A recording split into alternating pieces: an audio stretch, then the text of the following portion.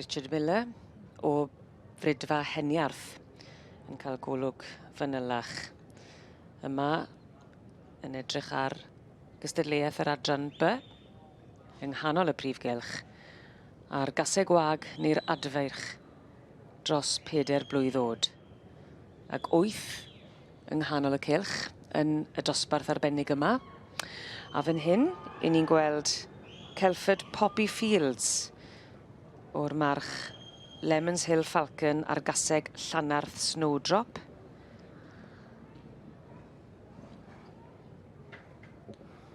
Cyfle i weld y coesau, y ffurf.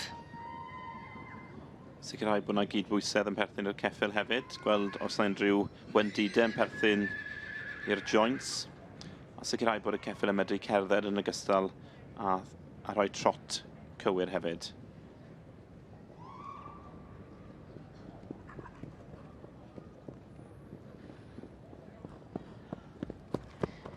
Wyt ti'n clywed bod ti wedi bod yn hynod y braf wrth pa mor galed yw'r prif gwylch? Ti'n clywed y carnau yn ddigon clir? Mae hynny'n hollol wir, oherwydd rhai blynedd yn ôl, dwi'n meddwl yn 2009, mi oedd y cylch yma yn fwd. A yn amlwg mae'r cyflwr leni yn drag wahanol i'r flwyddyn hynny.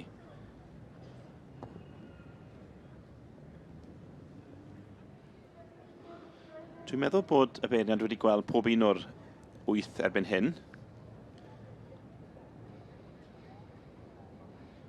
Felly dyma ni'r 8 sydd yn y dosbarth yma. Caseg Gweigio neu Adfarch, 4 mlwydd oed ac yn hŷn. Richard Miller yn ddyn cyfarwydd iawn ym myd yr adran B. Yn ogystal wedi bod yn magu adran A hefyd o dan y Frydfa Heniarth. Frydfa Heniarth, fel mae'n digwydd heledd, un o'r unig frydfeydd sydd wedi ennill yr adran A a'r adran B yma yn y Sioe Frenhinol. Dwi'n meddwl i Frydfa Coed Coch wneud hynny yn y gorffennol yn ogystal, ond yn sicr mae Frydfa Heniarth wedi ennill y 2 adran sydd yn reit unigryw byddwn ni'n dweud. Tipyn o gamp. Tipyn o gamp, yn wir. Hefyd wedi cymwyso i sioe ceffyl y flwyddyn yma yn y Sioe Frenhinol yn y gorffennol. Earth Windflower yn ogystal a Rhoson Shem. Ac yn brofiadol iawn yn beirniadu. Richard Miller, wel, yn Ewrop, wedi bod i Ogledd America. Ydy. I Awstralia, wy'n credu hefyd. Ydy, yn wir. Wedi gwerthu ceffylau hefyd i Awstralia, i dde Affrica. Richard ei hunan wedi treulio cyfnod yn yr Amerig hefyd. Yn bwrw Brentis, cyn dod yn ôl i Gymru ac i Bryden. Do fe? Yn wir, fe driodd cyfnod allan yn yr Amerig gyda Brydfa allan yno, yn dangos cyffylau. Ond nôl i Gymru ddath yn y diwedd, a wedyn dechrau'r Frydfa Heniarth wrth gwrs. I partner Meirion Davies wedi beirniadu yr adran B yma yn y gorffennol hefyd. A ni'n darllen bod Richard ymhlith, fel y ti'n sôn gynnau, bod e'n amlwg yn wrth gwrs yn hwylo am tipyn o'r gwad Cymraeg a'r y teip Cymraeg na. Yr llyged mawr a'r dish a'r golwg bert yna. Ond hefyd rhyw fath o, yn eiriau fe, rhyw fath o star quality hefyd. Mae hynny'n wir. I bob beirniad yn dweud, ti eisiau rhywbeth sy'n sefyll allan. Ti eisiau'r ceffyl fod yn gywir yn amlwg, ond ti eisiau rhywbeth extra yna lle mae'r ceffyl yn tynnu dy lygad di. A dyfnder trwy'r corff yn bwysig? Ydy, mae hynny wedi bod yn bwysig hefyd. Mae hwnna'n rhan o'r bryd Cymreig yn diwer y dymder yn y corff. Ond y peth mwyaf trawiadol am brydau Cymreig yw i pennau nhw byddwn ni'n dweud, y ffaith bod nhw mor ddyniadol.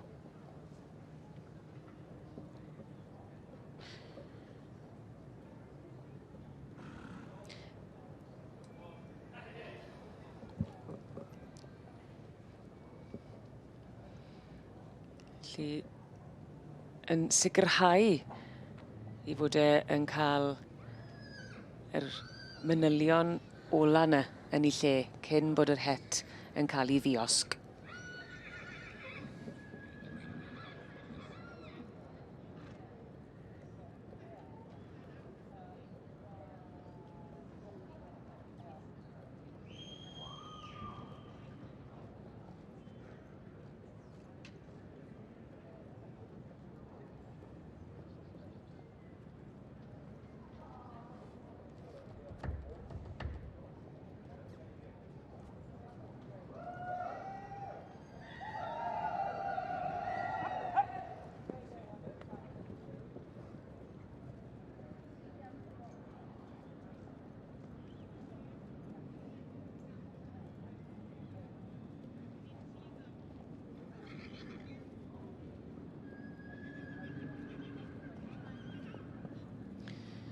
Bydde fe'n wir i weid bod yr adran B, dyma'r un o'r adrannau mwyaf newydd o'r bridiau Cymreig? Ie, byddwn ni'n cytuno gyda ti fyny, oherwydd gyda'r adran B, lan hyd y 60, wel, 50au hwyr 60au, mi oedd modd i ti ddod â peth gwad arall mewn i'r adran B. Mi o'n nhw am newid ansawdd yr adran yma, mi o'n nhw am wneud nhw i fod yn gyffyle marchogaeth, riding ponies. Felly, mwyn ceisio sicrhau hynny, mi oedd rhaid cael gwad wedyn o gwahanol lefydd. Felly, gyda'r adran A, yr ec a'r D, wyt ti ddim wedi gweld hynny cyment, ond gyda'r adran B, gallu ti feddwl amdano fe fel adran gymharol newydd mewn ffordd i gymaru ar adran eraill. Ond ar yr un pryd, sail yr adran yma yw'r adran A, felly dyna pam wyt ti'n gweld yr un rhinweddau wedyn yn y pen. Felly wyt ti'n gweld y pen, wyt ti'n gweld y llygad yn fawr, wyt ti'n gweld y clusten fach, wyt ti'n gweld y ffroen yn fawr hefyd. Ar y brig ar hyn o bryd, Earth Yaris. O, ydy'r het yn mynd? Dim cweit, Mae'n chwared yn i'w i'n credu. Dwi'n meddwl bod e. O, yna ni. A mae ffwrdd. A fe'n joio hwnna, bach gorfod falle. Fi'n credu bod e, ie. Neud sioe i hunan. Ie, a neis i gael hefyd. Ac yn dangos i fod e... Mwynhau. Yn union.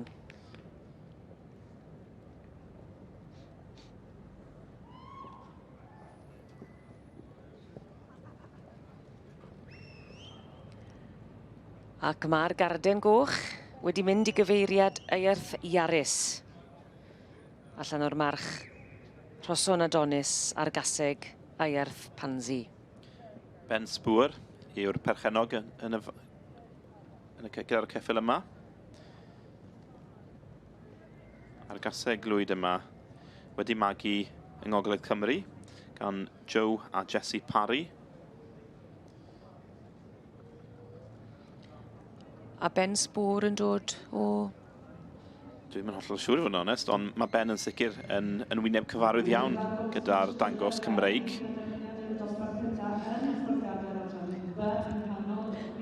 Ond i'r gogledd fydd y garden goch yn mynd. Barren Mare Gelding and it is the win for number 513. This is Adfarch, owned by Heb anghofio'r ail wrth gwrs, Vicky Stevens, Annandale Cinders.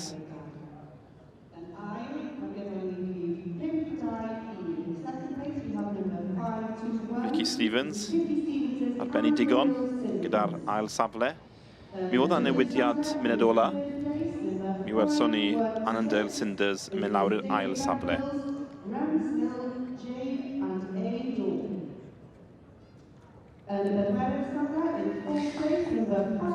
Llon gyfarchedau mawr iawn i Earth Yaris am ddod yn fuddugol yn nosbarth y Caseg Gwag neu'r Adfarch dros 4 blwydd o'd. A Ben Sbŵr yn rhoi digon o sioe fan hyn hefyd yn yr Eisteddle.